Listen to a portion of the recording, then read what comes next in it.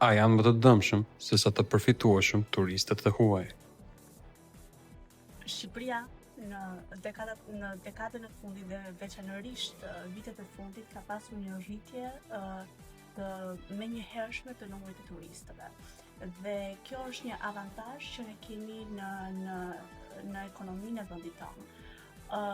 Turistët asnjëherë nuk janë të dëmshëm, gjithmonë ka anët e tij pozitive dhe negative dhe normalisht ne Shqipëria quhet si një vend mikpritës dhe ne I kemi mikpritur të gjithë turistët, por efektet që vinë në mjedis apo qofshin ato mjedisore, sociale, ekonomike të tjera, ka efekte negative dhe pozitive. Por në total ne nuk mund të themi akoma Shqipëria nuk ka arritur të ketë overturizëm, biturizëm, për të pasur pasoja negativa apo të themi që kemi turist të dëmshëm.